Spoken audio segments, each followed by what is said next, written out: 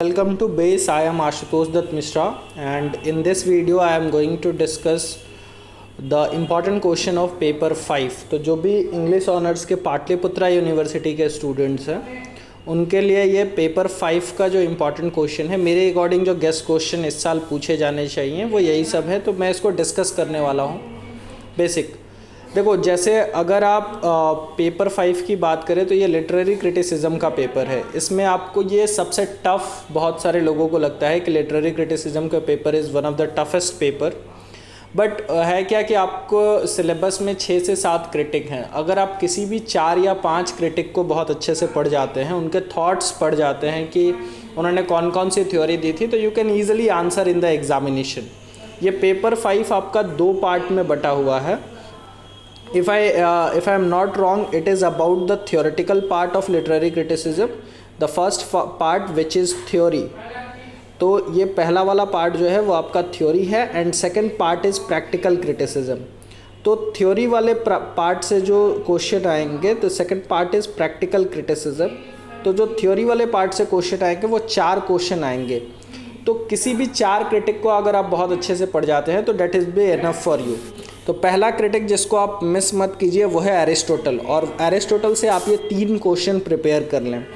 First one is write a note on Aristotle poetics, second one is explain Aristotle theory of imitation, and third one is evaluate Aristotle as a critic, कि Aristotle को as a critic आप explain करें।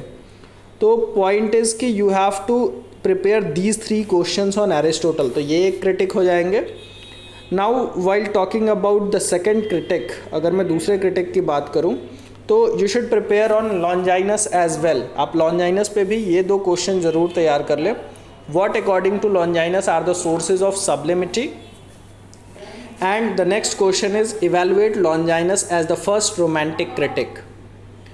तो ये 2 question आपको लॉन्जाइनस पे, इन्हीं 2 में से कोई ना कोई क्वेश्चन इस साल जो है वो पूछा जाना चाहिए।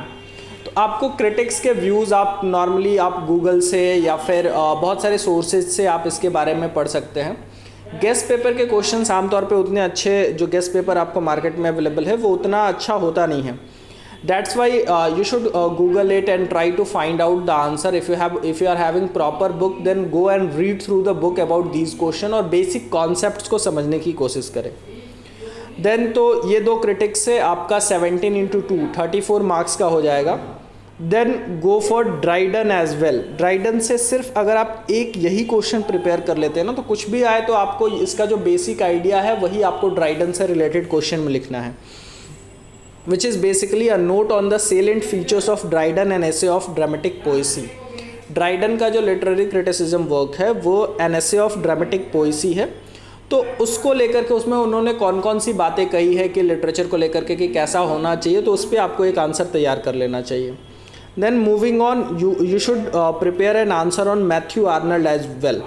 तो जो चौथे क्रिटिक जिन पे आपको तैयार कर लेना चाहिए वो आपको मैथ्यू आर्नल्ड है। तो 4 क्रिटिक आप एकदम तैयार कर लो कि explain briefly the main ideas contain in Arnold essay the study of poetry. Study of poetry में मैथ्यू आर्नल्ड ने जो भी आपको means what ever is in the Matthew Arnold the study of poetry, तो उसको आप एक तरीके से समझ लें। और फिर आर्नल्ड का touch stone method of critical evaluation, it is also a important part. तो ये 2 क्वेश्चन आप बहुत अच्छे से अगर समझ जाते हैं तो that is enough from for Arnold से इतने ये 2 क्वेश्चन एनफ हो जाएंगे। एंड सेफ्टी के लिए एक 5वां क्रिटिक भी आप प्रिपेयर कर सकते हैं, that is T S. Eliot. T S. Eliot का जो फंक्शन ऑफ क्रिटिसिज्म है, तो what is function of criticism according to T S. Eliot, की क्रिटिसिज्म किस तरीके से किया जाना चाहिए ये। तो इसमें आपका प्रैक्टिकल वाला पार्ट कवर हो जाएगा, विच कंप्राइजेज ऑफ 68 थ्योरी वाला पार्ट कंप्लीट हो जाएगा, विच कंप्राइजेज ऑफ 68 मार्क्स। बाकी बचेगा practical criticism which is of 32 marks. तो प्रैक्टिकल क्रिटिसिज्म में आपसे एक प्रोज और एक पोइट्री का पीस पूछा जाता है, जो अनसीन होगा उसको आपको इवेलुएट करना होता है। तो अगर आप इन क्रिटिक्स को पढ़ेंगे तो पोइट्री को इवेलुएट करना आपको आ जाएगा, और प्रैक्टिकली आप इवेलुएट कर सकते हैं। Means you have to point out whether that poetry is written in a better manner और नॉट, कि वो पोइट्री कितनी अच्छी लिखी गई है या कितनी, वो पोइट्री कैसा है ये आपको बताना होता है। मतलब इन लिटरेरी क्रिटिसिज्म, जैसे कई लोग जो इसमें गलती क्या करते हैं ना, वो प्रैक्टिकल क्रिटिसिज्म में एक्सप्लेनेशन लिखने लगते हैं, वो आपको नहीं करना है. So this is the basic guess question according to me. आपको एक चीज़ से कंफ्यूज नहीं होना है कभी भी, इसमें आपको डिफरेंस पता होना चाहिए. For to be very honest कि criticism is not the explanation. जो क्रिटिसिज्म है और जो एक्सप्लेनेशन है वो दो अलग अलग चीज़ें हैं. Criticism is not equal to explanation. कई लोग जब प्रैक्टिकल क्रिटिसिज्म आता है तो वो एक्सप्लेन करने लगते हैं. It is not the explanation और you don't have to explain it.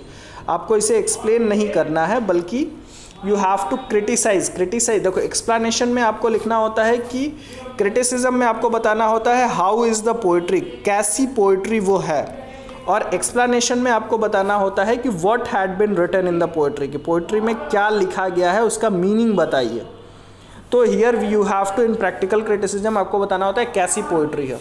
और कैसी पोइट्री है ये आपको पता चलेगा इन सारे जब क्रिटिक्स को आप पढ़ेंगे तो वो लोग यही बताए हैं कि एक पोइट्री कैसी होनी चाहिए इस बारे में. Rather than, if you want any guidance, you can contact us on our channel. You can leave a comment on the channel. Thanks for watching the video. Have a good day.